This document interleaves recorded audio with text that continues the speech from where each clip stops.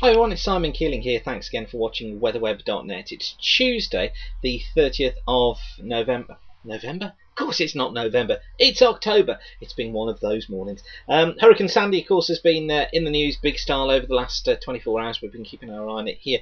Feels like I've been up for 24 hours as well. And it's been a big event over in the States. We've got our own events over here towards the end of the week, potentially, though, affecting the southern parts of the country. Now, I've got to give you an apology if you're trying to go onto WeatherWeb. Sandy went into a data center, apparently, which hosts our server in Boston, and they've got big problems over there, as you know. It looks like it's going to be back online sometime later today, so my apologies if you're trying to get charts. Follow me on Twitter at Weather School, or go to Facebook and just type in Weather School there. And I'm notifying everybody via Twitter, keeping everybody up to date on what's going on. I'll let you know when the site's back on, but you can get the very latest weather news via there. So if you follow me at Weather School, that's the best way to keep in touch. And my apologies, we'll get the website all up and back and running for you ASAP.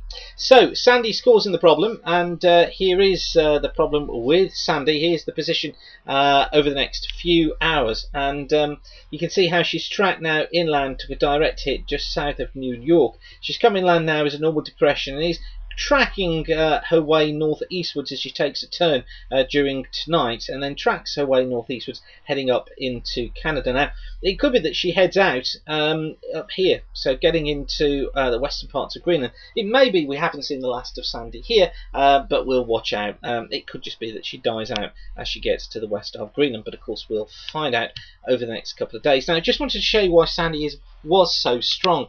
This is the chart from 6 o'clock yesterday morning, and what we have here is there's the Florida Peninsula here. We're going up the eastern coast of the states here. Of course, New York is in here. Now you notice here that we've got there's the hurricane. That's Sandy, centered off the eastern shore. I should say this is the chart for 500 millibars, by the way. So there's Sandy offshore, and you've heard reports on the news about her meeting colder air inland. Well, what was going on was that it's not, strictly speaking, cold air that's just inland. It's an upper trough. Here is the trough. You can see it there, that U shape that you can see there in the atmosphere. That's the trough. Here's the cold pool that she engaged with. So what happened was, as she headed away northwestwards, she engaged with this system. This gave her more life by putting cold air over the top, destabilised things massively. She deepened, went into a major feature that came inland, and of course where this colder air is on this western flank here, that's where the precipitation turned to snow. So with 12 inches plus of rainfall on the eastern coast and inland, those nearer sort of 2 to 5 inches of rain, of course you met the cold air, that was it, turned to snow. Hey presto, you get blizzards. So that's why they've had such severe conditions. Okay, so that's Sandy. Let's get back to this country now and show you what's going on over here. Basically, the pattern at the moment is, which one do I want to show you first? I want to show you these first. This is the upper air, valid for midday. Let's have a look. This is the chart, isn't it? Where are we? There we go. This is the chart for this afternoon, and you can see here that we've still got this trough affecting eastern parts of Europe at 500 millibars. Got the ridge out in the Atlantic, and this ridge has been pumping warm air northwards, building itself here, and this is what's blocking the systems getting in from the States. And while this is in, it means that we're going to get a cooler and quite unstable north and northwesterly flow through the British Isles.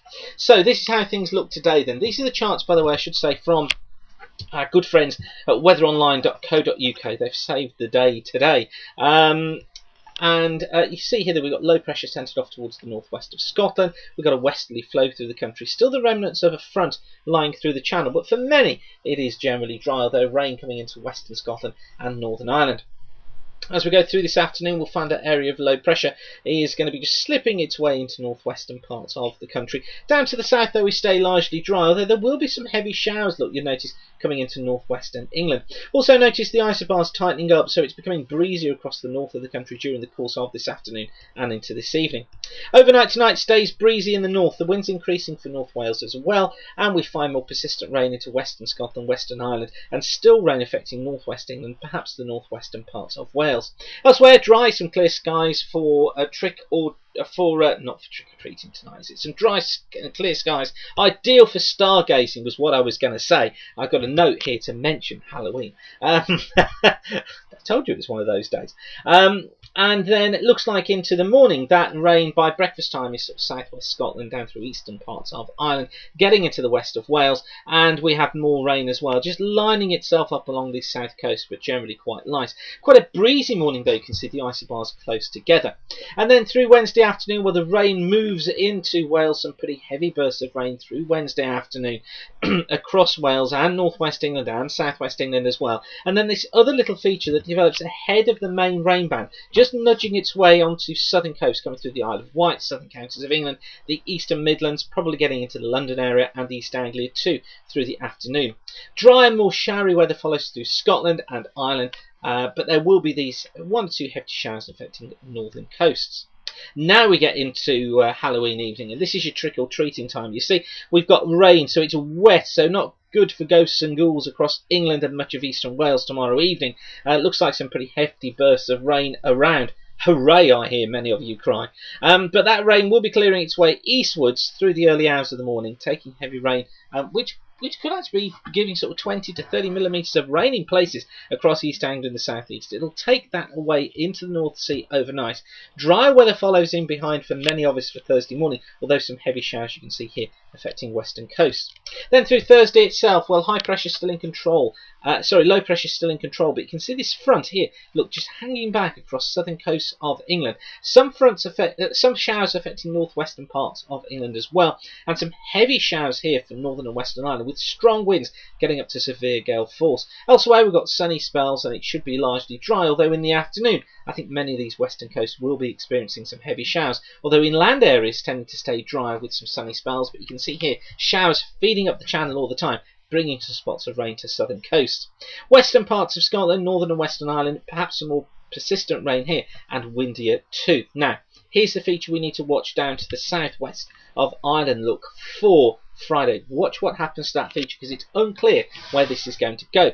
You'll notice this is the period into Thursday evening. Look, still got some outbreaks of rain in western Scotland, western parts of Ireland. Here's our main area of low pressure.